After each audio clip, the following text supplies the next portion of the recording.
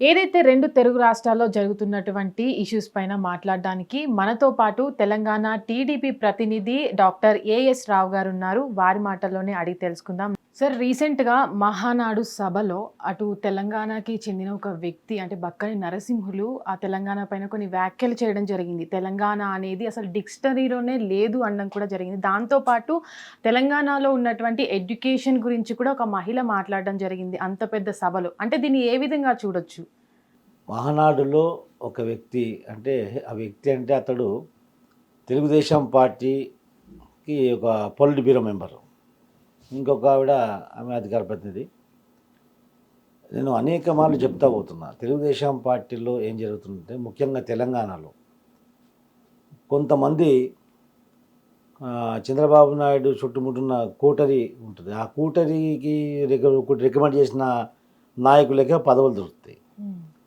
తెలంగాణ నుంచి కేవలం నలుగురికి అక్కడ సెంట్రల్ కమిటీ అని చెప్పి సోకాల్డ్ సెంట్రల్ కమిటీలో వాళ్ళకు పదవులు ఇచ్చారు. ఇచ్చినప్పుడే ఎమ్మెల్యే చెప్పాము, వీళ్ళు అసమర్థులు, ఇలాంటి అసమర్థులకు తీసుకొచ్చి అక్కడ పెడితే అదే జరుగుతుంది. ఎందుకు అసమర్థులు అంటే ఇక్కడ తెలంగాణ పార్టీని ఉద్దేశపూర్వకంగా సర్వనాశనం చేశారు. పార్టీలో ఎవరు మనుగడ లేకుండా, పార్టీలో ఎవరు పని చేయకుండా తెలంగాణ పార్టీని వాళ్ళకు సొంత ఆఫీస్ లాగా మెయింటైన్ చేసుకుంటారు. ఏ విధమైనటువంటి వాళ్ళు ఇప్పుడు తెలంగాణలో తెలుగుదేశం పార్టీ ఉందంటే, ఇంట్లో ఉంటే ఉత్త కూర్చుంటే భార్య తిడుతుంది, బయటికి పోతే ఎక్కడ కూర్చోవాలా? బయట పోయి వాళ్ళ ఆఫీస్లో ఉంటుంది. ఆఫీస్లో మధ్యాహ్నం తినడానికి భోజనం ఉంటుంది, ఛాయలు వస్తాయి, టైంపాస్ చేసుకొని ఇంటికి పోవడం. అలాంటి పనికి మాలిన వాళ్ళు వచ్చి ఆఫీస్లో కూర్చుంటారు. అందులోంచి ఒక ఇద్దరు ముగ్గురు తీసుకొచ్చి అక్కడ పదవులు ఇస్తే ఏం చేస్తారు? ఇదే పని చేస్తారు. అతడు మాజీ ఎమ్మెల్యే.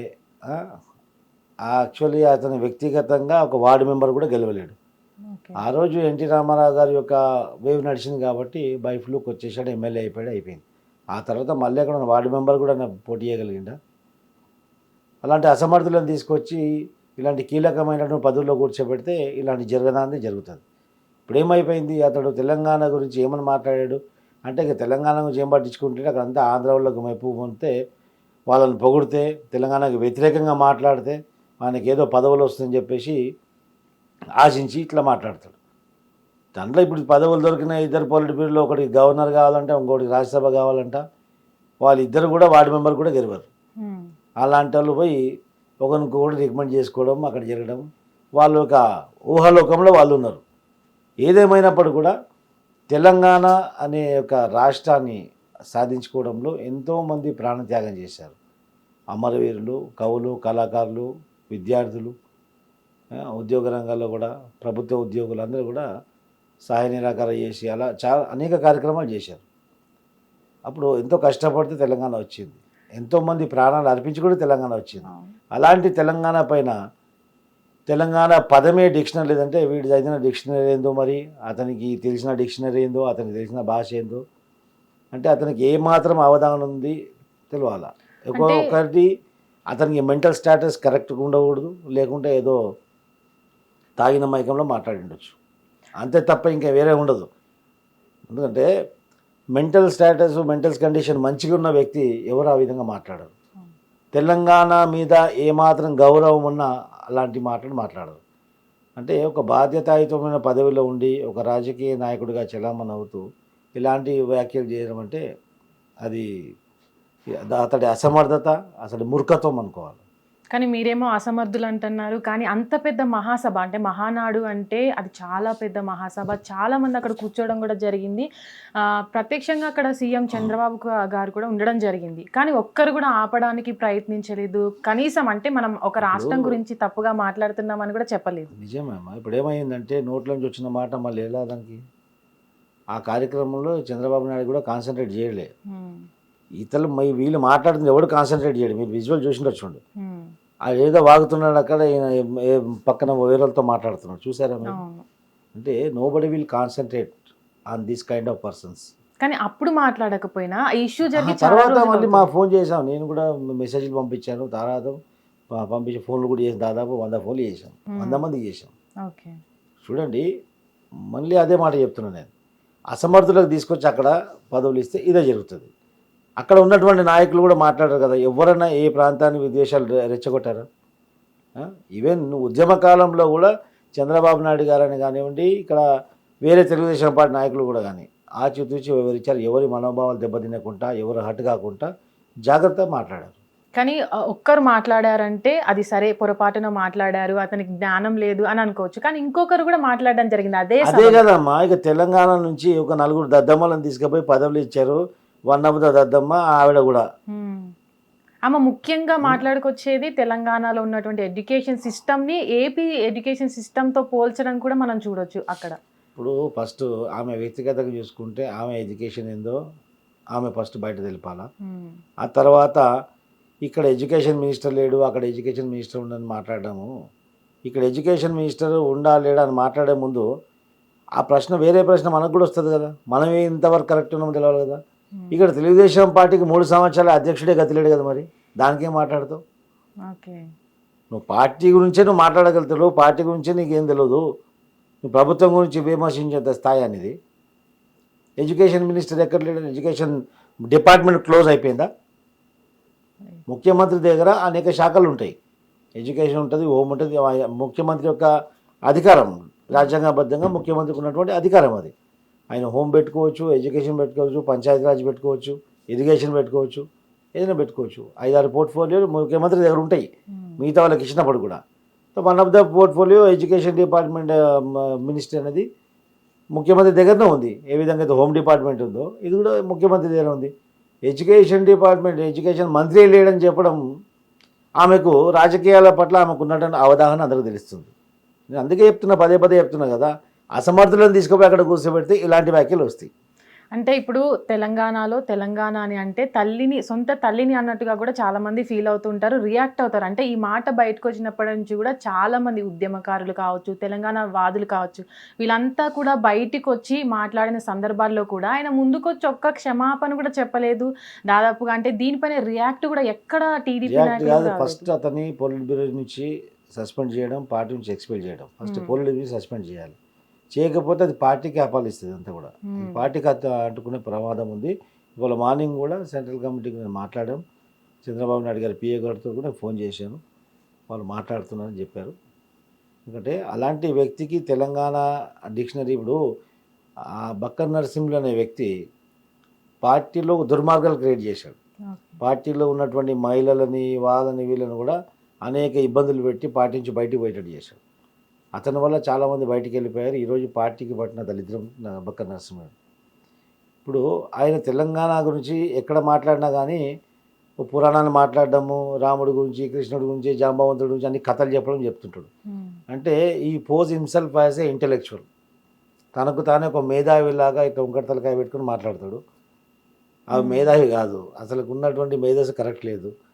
తెలంగాణ అంటే త్రిలింగ ప్రాంతం, ఇది 3 లింగాల మధ్యలో ఉన్నటువంటి ప్రాంతం. ఈ ప్రాచీనమైనటువంటి పదం ఇది, త్రిలింగాల మధ్యలో ఉన్నటువంటి ప్రదేశం. శ్రీశైలం, ద్రాక్షారామం, ఇది కాళేశ్వరం లాంటి త్రిలింగ పుణ్యక్షేత్రాల మధ్యలో ఉన్నటువంటి క్షేత్రం తెలంగాణ ప్రాంతం. ఆ వాడుకము మెల్లమెల్లగా త్రిలింగం పోయి తెలంగాణ అయిపోయింది. తెలంగాణ చరిత్ర గురించి తెలియదు. తెలంగాణ నుంచి నువ్వు అక్కడ ప్రాతినిధ్య పార్టీ రిప్రజెంట్ చేస్తున్నప్పుడు అక్కడ ఎన్నుకునే వాళ్ళకు కూడా ఇలాంటి అసమర్థులను ఎన్నుకొని పదవి ఇచ్చినప్పుడు ఇలాంటి పరిణామాలు వస్తాయని వాళ్ళకు కూడా ఇప్పుడు బుద్ధి వచ్చింది. అంటే మీరే చెప్తున్నారు 3 సంవత్సరాల నుంచి తెలంగాణలో ఉన్న టీడీపీ పార్టీకి అధ్యక్షుడే గతి లేదు అని చెప్తున్నారు మీరే మీ మాటల్లో. అయితే ఇప్పుడు ఈ ఇష్యూ అయిన తర్వాత టీడీపీకి తెలంగాణలో మనుగడ ఉంటుంది, కొనసాగుతుంది అని మీరు అనుకుంటున్నారా? ఎట్లుంటుంది చెప్పండి. టీడీపీకి మనుగడ ఉందంటే తెలంగాణ ప్రాంతానికి అన్యాయం చేయకూడదు, ఆంధ్ర ప్రాంతానికి అన్యాయం చేయకూడదు. ఇప్పుడు సమపాలగా మీ యొక్క వ్యవహార శైలి, పార్టీ సిద్ధాంతాలు ఉండాలి. ఇక్కడ ముంపుకు గురవుతున్నటువంటి 5 మండలాలు కానివ్వండి, ఇంకోటి అక్కడ బనకచర్ల ఇష్యూ కానివ్వండి, కృష్ణా జలాలు కానివ్వండి, ఇవన్నీ కూడా మీరు తేల్చకుండా తెలంగాణకు వెన్నుపోటు పొడిచి మీరు అక్కడ నీళ్ళు తీసుకుపోతా బనకచర్ల ప్రాజెక్టు కడతా అని చెప్తున్నప్పుడు తెలంగాణ గడ్డ మీద పుట్టినోడు ఎవరైనా కానీ బనకచర్ల ప్రాజెక్టు ఒప్పుకుంటాడా? ఒప్పుకోడు. తెలంగాణ బనకచర్ల ప్రాజెక్టు ఎవరు కడుతున్నారు? తెలుగుదేశం ప్రభుత్వం, కూటమి ప్రభుత్వం, ఆంధ్రప్రదేశ్ ప్రభుత్వం కడుతుంది. అలాంటప్పుడు ఇక్కడ ఎవరైనా కానీ ఒప్పుకుంటారా? ఏ విధంగా వస్తాం మనం? ప్రజల్లోకి వెళ్ళాలంటే ఈ యొక్క రాజకీయ పార్టీతోటి ఈ యొక్క ప్రాంతానికి మేము ఎమ్మెల్యే చేస్తాం, ఈ అభివృద్ధి చేస్తామని చెప్పాలి. ఈ యొక్క మా ఏమంటారు ఆ యొక్క పాలసీలతోటి ఇక్కడ తెలంగాణకు అన్యాయం జరుగుతున్నప్పుడు ఇక్కడ ప్రజలు యాక్సెప్ట్ చేయడం అనేది అసంభవం. ఓకే, అంటే ఇప్పటి వరకు కూడా ఏ ఇష్యూ జరిగినా అంటే చాలా వరకు తెలంగాణని విస్మరించే దాంట్లో ఎక్కువగా టీడీపీ పార్టీ అంటే ఏపీ నుంచి కూడా చాలాసార్లు తెలంగాణ మీద అంటే భాష మీద చాలా వ్యతిరేకతని మనం చూస్తున్నాం. అంటే తెలంగాణ టీడీపీ పార్టీలో మీరు సభ్యుడిగా ఉన్నందువల్ల దీని మీద మీరేం మాట్లాడతారు? భాష మీద అంటే ఒకప్పుడు ఉండండి తెలంగాణ భాష, ఈవెన్ సినిమాలలో కూడా విలన్లకు జోకర్లకు తెలంగాణ భాష వాడేది. కానీ ఇప్పుడు అది మారింది. కానీ ఇప్పటికి కూడా ఇప్పుడు రెండు రాష్ట్రాలు విడిపోయినప్పుడు కూడా ఏమైంది, ఇంకా వాళ్ళదే గుత్తాధిపత్యం నడుస్తుంది. ఆంధ్ర ప్రాంతంలో గుత్తాధిపత్యం నడుస్తుంది కదా. ఇప్పుడు సినిమా ఇండస్ట్రీలో కానివ్వండి, రియల్ ఎస్టేట్ రంగంలో కానివ్వండి, అన్ని రంగాలలో ఆంధ్ర ప్రాంతం చెందిన వాళ్ళే ఉన్నారు కదా. ఇప్పుడు రెండు రాష్ట్రాలు విభజన జరిగిన తర్వాత ఎవరికి లాభమైంది? ఇప్పుడు మనం చూస్తున్నాము రాష్ట్రాలు విడిపోయిన తర్వాత యుద్ధ ప్రాతిపదిక ఏ విధంగా దేశం విడిపోతుంది, ఇక్కడ ప్రజలు అక్కడ వెళ్ళిపోతాడు, అక్కడ ప్రజలు ఇక్కడ వస్తారు, అలా ఏమైనా జరిగిందా? ఒక్క సంఘటన జరిగిందా? ఒక్క ఇల్లైనా ఖాళీ అయిందా? మా రాష్ట్రం విడిపోయింది, మేము రేపు పొద్దున వెళ్ళిపోయింది ఎవరన్నా? మరి ఈ విభజన జరిగిన కారణం ఏంది? దానికి కూడా చంద్రబాబు నాయుడే కారణం. అంటే మీరు అంటే చంద్రబాబు నాయుడే కారణం అంటున్నారు? ఖచ్చితంగా నేను చంద్రబాబు నాయుడు ముందు కూడా చెప్పాను, ఒక కోర్ కమిటీ మీటింగ్లో చంద్రబాబు నాయుడు గారు చెప్పాను, సార్ ప్రజల్లో ఉన్నటువంటి భావన ఇది, ప్రజల ఒక ఆలోచన ఏంటంటే ఈ ఇరు తెలుగు రాష్ట్రాలు విభజన జరగడానికి ముఖ్య కారకులు మీరే సార్ అని చెప్పారు.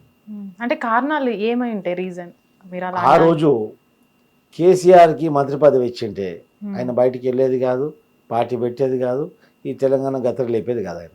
ఓకే, అంటే కేసీఆర్ గారికి మంత్రి పదవి ఇవ్వకపోవడమే ఇదంతా వాస్తవం. అది కేసీఆర్కి మంత్రి పదవి ఇచ్చిన బయటికి పోయేది కాదు, తెలంగాణ మూమెంట్ వచ్చేది కాదు.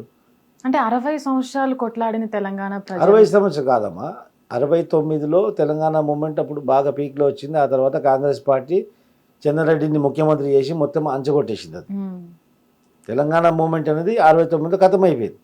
తర్వాత మళ్ళీ న్యాయం చేస్తాం అది చేస్తామని ఏమి జరగలేదు.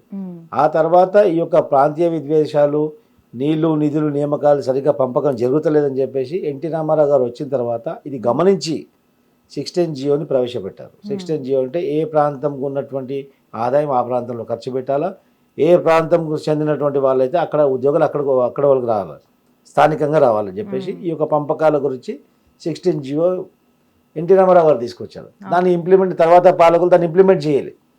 ఆ న్యాయం కొనసాగుతూ వస్తుంది. మంత్రి పదవుల్లో కానివ్వండి, రాజకీయంగా కానివ్వండి, ఇక ప్రభుత్వ ఉద్యోగుల్లో కానివ్వండి, అన్నింటిలో అన్యాయం జరుగుతూ వచ్చింది. దానికి ఇక ఆర్జీఎం పోషుడు చంద్రబాబు నాయుడు గారు ఇక కేసీఆర్ మంత్రి పదవి ఇక. ఆ తర్వాత ఏమైంది, మళ్ళీ ఏ కేసీఆర్ని అయితే నువ్వు మంత్రి పదవికి ఉన్న బయటికి వెళ్ళి పంపించావో, ఏ కేసీఆర్కి అయితే నీకు వ్యతిరేకంగా పార్టీ పెట్టాడో, రాజశేఖర్ రెడ్డి అతన్ని అలయన్స్ పెట్టుకొని అతనితో పొత్తు పెట్టుకొని అధికారంలోకి వచ్చిందని చెప్పేసి మళ్ళీ మీరు నెక్స్ట్ టైంలో ఆయనతో పొత్తు పెట్టుకొని మళ్ళీ ఎన్నికల్లో ఓడిపోయారు. మళ్ళీ నీ వల్ల ఓడిపోయారని చెప్పేసి ఆయన బయటకు పంపించారు. ఆ తర్వాత రాజశేఖర రెడ్డి చనిపోవడం, రోషయ్య యొక్క మెతుక వైఖరి వల్ల తెలంగాణ మూమెంట్ అనేది పీక్ లెవెల్కి వెళ్ళిపోయింది. సరే వెళ్ళిపోయింది. కిరణ్ కుమార్ రెడ్డి వచ్చిండు, తెలంగాణ విభజన వచ్చేసింది, అయిపోయింది. అయిన తర్వాత తెలంగాణ మూమెంట్లో ప్రణబ్ కమిటీకి ఫస్ట్ లెటర్ ఇచ్చింది ఎవరు? చంద్రబాబు నాయుడు గారు. ఈ విభజనకు మేము సహకరిస్తున్నామని ప్రణబ్ ముఖర్జీ కమిటీకి ఫస్ట్ లెటరు చంద్రబాబు నాయుడు గారు ఇచ్చారు. ఆ తర్వాత విభజన జరిగిపోయిన తర్వాత మరి ఈ యొక్క రాజధాని అనేది హైదరాబాద్ రాజధాని ఉమ్మడి రాజధానిగా 10 సంవత్సరాలు అనేది విభజన చట్టంలో ఉంది. 10 సంవత్సరాలు ఇక్కడ ఉండి పరిపాలన చేసే అవకాశం ఉండే, ఇక్కడ ఇన్ఫ్రాస్ట్రక్చర్ ఉండే, బిల్డింగ్స్ ఉండే. ఓటుకు నోటు కేసులో నువ్వు పట్టుకుపోయి కేసీఆర్కి భయపడి రాత్రు నువ్వు ముఖం మార్చేసి ఈరోజు ఆంధ్రప్రదేశ్ రాష్ట్ర ప్రజల మీద రాజధాని అని చెప్పి గుదిబండని పెట్టిన కదా. ఆర్థికంగా వాళ్ళ మీద భారం మోపింది ఎవరు? చంద్రబాబు కదా. అక్కడ రాజధాని అయిందా? కాలేదు కదా. అది అవుతుందా కూడా తెలియదు. ఇప్పుడు వర్షాలు పడ్డాయి, మళ్ళీ నీళ్ళు పోతున్నాయి, తీసిపోస్తున్నారు. ఆ రాజధాని ఇప్పటిదాకా అక్కడ ఉన్నటువంటి భూమి, ఆ రాజధాని ఇంత భారీ కట్టడాలకు అనుకూలమా లేదని చెప్పి సాయిల్ టెస్ట్ కూడా చేయలేదు. ఆ తొందరపాటుతో లక్షల కోట్లు అక్కడ తగిలేశారు. ఇది ఎవరు డబ్బులు పోతున్నాయి? ఇది తప్పిదం ఎవరిది? ప్రభుత్వం. చంద్రబాబు నాయుడు గారిది. ఇవన్నీ కూడా ఇరు తెలుగు రాష్ట్రాలు అన్యాయం చేయబడుతున్నది. ఓకే. దీనికి ప్రత్యామ్నాయంగా ఏం కావాలంటే యువత రాజకీయాల్లోకి రావాలి. చదువుకున్న యువత రాజకీయాల్లోకి వస్తే ఇలాంటి సంస్కరణలు చేసేటప్పుడు టెక్నిక్ తోటి ఆలోచిస్తారనమాట. అంటే టెక్నికలీ ఆలోచిస్తారంటే దీనికి పర్యావరణ అనుమతులు ఉన్నాయా, ఈ భూమి సహకరిస్తుందా లేదా, అవన్నీ కూడా టెక్నికల్గా ఆలోచించి ముందుకెళ్ళడం జరుగుతుంది. ఒక అర్థవంతమైనటువంటి సంస్కరణలు తీసుకురావడానికి అవకాశం ఉంటుంది. ఓకే. లేకుంటే ఇలా రాజకీయ నాయకుడు స్వార్థపరంతో తన సొంత స్వలాభం కొరకు ఇష్టం వచ్చినట్టు కార్యక్రమాలు చేస్తే ఆ భారం తర్వాత భరించేది ప్రజలే. ఇప్పుడు ఒక తప్పుడు నిర్ణయం తీసుకొని ఒక ప్రాజెక్ట్ కానీ ఒక నిర్మాణం కానీ తప్పుడుగా చేస్తే ఆ తర్వాత ఆ పార్టీ ఉంటుందో ఉండదో, ఆ నాయకుడు ఉంటాడో తర్వాత సంగతి, తర్వాత జనాలకి ఇబ్బంది కదా. ఇప్పుడు అదే జరుగుతుంది. హిట్ టీవీ యాప్, ఇందులో short news, live news, entertainment shows, movies, digital magazines తో పాటు మీ జిల్లా వార్తలను కూడా ఫ్రీగా చూడొచ్చు. ఇంకెందుకు ఆలస్యం, వెంటనే హిట్ టీవీ యాప్ ని డౌన్లోడ్ చేసుకుని ఫ్రీగా ఎంటర్టైన్మెంట్ పొందండి. Hit TV app. Hit TV app. Please download hit TV app. Hit TV యాప్ని ఫ్రీగా డౌన్లోడ్ చేసుకొని ఎంజాయ్ చేయండి. మీకు నచ్చిన ఎంటర్టైన్మెంట్ కోసం హిట్ టీవీ యాప్ ని ఫ్రీగా డౌన్లోడ్ చేసుకుని ఎంజాయ్ చేయండి. హిట్ టీవీ యాప్ని డౌన్లోడ్ చేసుకుని ఆస్వాదించండి, ఆశీర్వదించండి. ఇంతమంది సెలబ్రిటీలు హిట్ టీవీ యాప్ ని డౌన్లోడ్ చేసుకోండి అని చెప్తున్నారంటే ఎంత మంచి యాప్ ఆలోచించండి. అమెరికా అమెరికా అమెరికా అమెరికాలో చదవాలనుకునే వాళ్ళకి విశ్వసనీయమైన పేరు మన శౌర్య కన్సల్టెన్సీ. UK లో 1 year masters, UK లో 1 year masters, 2 years work permit up to 5 years visa. Contact Saurya Consultancy. Contact 89851 89851.